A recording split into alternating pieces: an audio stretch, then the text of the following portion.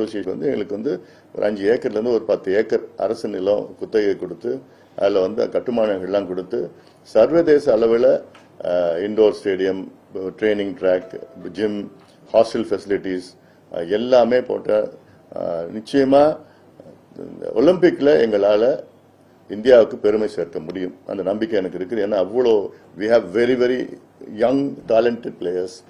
அது இல்லாமல் இப்போ இந்த பேரா ஒலிம்பிக்ஸில் Tulasi she has won nearly 6 medals இருந்தது.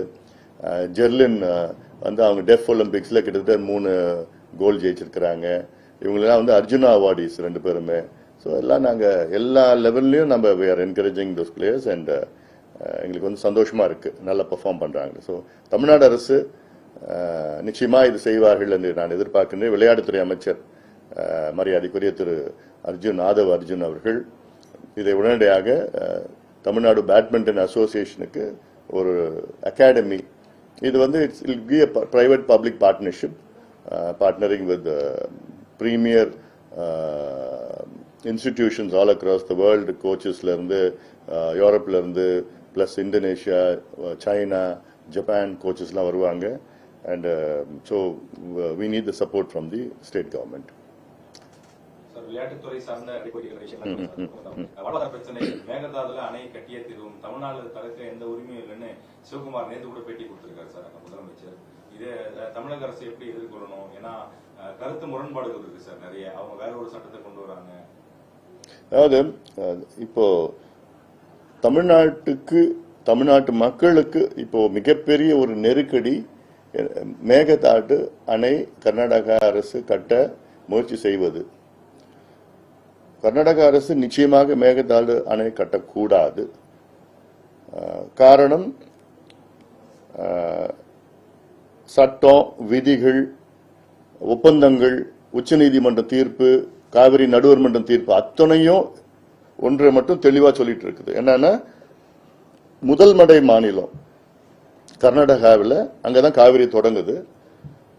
கடைமடை மாநிலம் தமிழ்நாடு, காவிரி முடியுது.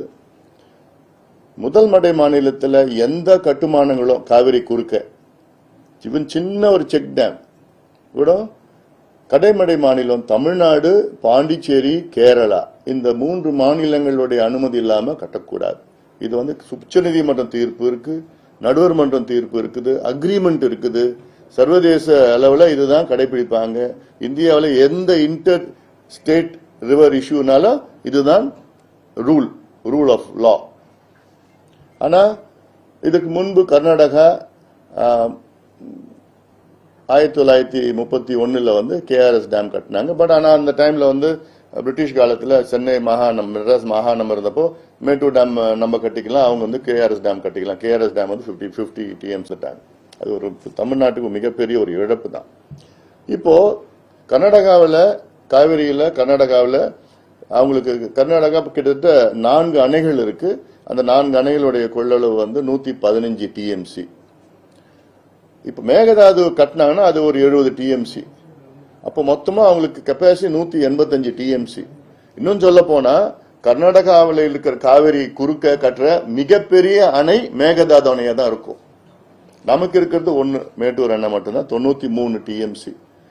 அப்போ இன்னைக்கு, அதாவது இந்த ஆண்டு பாத்தீங்கன்னா 2026 ஜூன் 12ஆம் தேதி குறுவை சாகுபடிக்காக தண்ணி வந்து மேட்டூர் அணையில திறந்திருக்கணும். இந்த வருஷம் திறக்கல. கடந்த 7 ஆண்டுகள்ல 6 ஆண்டுகள் திறந்தாங்க, இன்னைக்கு திறக்கல. தண்ணி இல்ல, குடிக்கிறதுக்கு தண்ணி கிடையாது. 40 TMC தான் தண்ணி இருக்கு, மேட்டூர் டேம்ல இருக்கு. அந்த 40 TMC தமிழ்நாட்டில் உள்ள குடிநீருக்கு. ஏன்னா காவிரி என்பது தமிழ்நாட்டில் உள்ள கிட்டத்தட்ட 5.5 கோடி மக்கள் பயன்படுத்துகின்ற ஆறு. அது 38 மாவட்டத்தில் 28 மாவட்டத்தில் அங்க காவிரி நம்பி இருக்கிற மக்கள், சென்னை மக்களும் காவிரி நம்பி இருக்கிறாங்க. ஏன்னா வீராண ஏரி தண்ணி வந்து வீராணத்துல இருந்து நமக்கு குடிநீர் சென்னை மக்களுக்கு வருது. இல்ல, அதனால இது ஏன் பிரச்சனை, உங்க பிரச்சனை, எனக்கு வராது, எனக்கு பிரச்சனை இல்லைன்னு எல்லாருக்கும் பிரச்சனை. பிளஸ் காவிரி டெல்டாவில் நமக்கு உணவளிக்கின்ற அந்த மண், அதுக்கு தண்ணி போலனா நமக்கு சோறு கிடையாது, சாப்பாடு கிடையாது, பட்னி.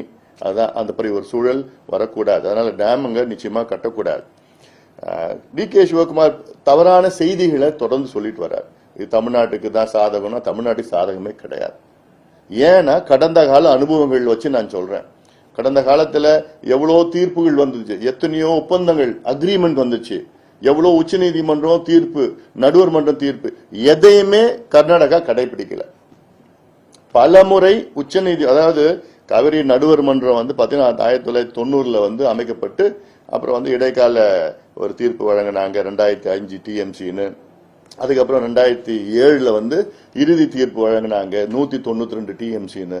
அதுக்கப்புறம் 2013 கெசட் நோட்டிபிகேஷன் ஜெயலலிதா பண்ணதுக்கு பிறகு மறுபடியும் பிரச்சனை வந்த அப்புறம் சுப்ரீம் கோர்ட் போனாங்க. சுப்ரீம் கோர்ட் நம்ம போயிட்டு அங்க ஃபைனலா என்ன பண்ண, சுப்ரீம் கோர்ட்ல 177.25 டிஎம்சி தமிழ்நாட்டுக்கு, 4 டிஎம்சி பெங்களூர் குடிநீருக்கு, அப்புறம் 5 டிஎம்சி இவாபரேஷன், இப்படி எல்லாம் பாண்டிச்சேரிக்கு 7 டிஎம்சி, இப்படி எல்லாம் சொல்லி பிரிச்சு கொட்டு 192 177 குறைச்சிட்டாங்க உச்சநீதிமன்றம்.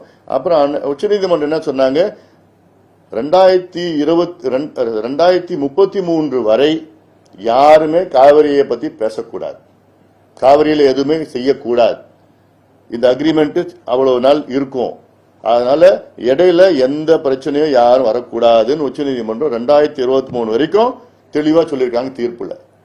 இப்ப இடையில வேணுமே டி.கே. சிவகுமார் அவர்கள் அங்க கர்நாடகாவில் எலெக்ஷன் வருது 2028 பிப்ரவரி மாசம். இந்த எலெக்ஷனுக்காக இவர் திருப்பி எமோஷன்ஸ் கிரியேட் பண்றாரு, ஒரு கன்சால்டேஷனுக்காக, ஒரு இஷ்யூ வரணும். கர்நாடகாவில் உங்களுக்கு தெரியும், ஏற்கனவே ஏதாவது ஒண்ணுன்னா உடனே ஒன்னா சேர்ந்துக்கிட்டு நாங்க தமிழ்நாட்டு மக்கள் தமிழர்கள் அவங்களே கொஞ்சம் அச்சுறுத்தி துன்பம் அடிச்சு இடிச்சு ஏதாவது இஷ்யூஸ்லாம் கடந்த காலத்தில் பண்ணிட்டோம். கர்நாடகாவில் ஒரு முறை கூட 1924 ஒரு அக்ரிமெண்ட், அதாவது 1892 முதல் அக்ரிமெண்ட், ரெண்டாவது 1924 அக்ரிமெண்ட், அது 1977 காலாவதி ஆயிடுச்சு, 50 வருஷம் ஆயிடுச்சு. இந்த ஒரு முறை கூட கர்நாடகா தமிழ்நாட்டுக்கு இந்த மாசத்துல இவ்வளவு தண்ணி கொடுக்கணும், இவ்வளவு தண்ணி கொடுக்கணும் ஒரு முறை கூட கடைபிடிக்கல. அவங்களுக்கு 4 டேம் ரொம்பிடுச்சுன்னா நிறைஞ்சிடுச்சுன்னா அந்த மிச்ச நீரை தான் நமக்கு தமிழ்நாட்டில் கொடுக்குறாங்க. அவங்களுக்கு இந்த மாசத்துல இவ்வளவு தண்ணி கொடுக்கணும், நடுவர் மன்றம் தீர்ப்பே 12 மாசமா பிரிச்சு ஷெட்யூல் போட்டு டைம் டேபிள் போட்டு இந்த மாசத்துல இவ்வளவு தண்ணி நான் ஒரு முறை கூட அப்படி பண்ணல. சுப்ரீம் கோர்ட் ஒரு முறை கேட்டு நீங்க தண்ணி திறந்து விடலாம், உங்க ஆட்சியை நாங்க டிஸ்மிஸ் பண்ணுவோம்னு சொன்ன பிறகும் தண்ணி திறக்கல. காவிரி வாட்டர் ரிவர் வாட்டர் அத்தாரிட்டின்னு இருக்கு, அந்த ரிவர் வாட்டர் பல முறை கர்நாடகாவை வலியுறுத்தி இந்த உடனே நீங்க எவ்வளவு தண்ணி, 2 டிஎம்சி தண்ணி, 3 டிஎம்சி குடிக்கிறது தண்ணி இல்ல நமக்கு கடந்த காலத்துல. அந்த டைம்ல 3 டிஎம்சி தண்ணி தரங்கன்னு சொன்னா எங்ககிட்ட தண்ணி குடிக்கிறதுக்கே இல்லைன்னு சொல்லிட்டாங்க கர்நாடகா. கர்நாடகா எப்படி நம்பி ஒரு டேம் அங்க நம்ம கட்ட விடுவோம்? இந்த வருஷம் பெர்ஃபெக்ட் எக்ஸாம்பிள், குறுவை சாகுபடி தண்ணி இல்ல, மேகதாது கட்டினாங்கன்னா அதுல 40 டிஎம்சி தான் எனக்கு இருக்கு, அதுவும் இருக்காது. அதனால இது ஒரு ஏமாற்று வேலையை நான் பாக்குறேன், நானு உறுதியா இல்ல. அதுவும் பெங்களூர் குடிநீருக்கு எதுக்கு உங்களுக்கு 70 டிஎம்சி? பெங்களூர் குடிநீருக்கே மொத்தமா தேவை 10 டிஎம்சி, 12-15 டிஎம்சி தான், அவ்வளவுதான் தேவைப்படுது. எதுக்கு 70 டிஎம்சி எதுக்கு டேம் கட்டுறீங்க நீங்க? எல்லாத்தோட இன்னொரு முக்கியமானது நான் இப்ப கூட சொல்ல மறந்துட்டேன் நான், என்னன்னா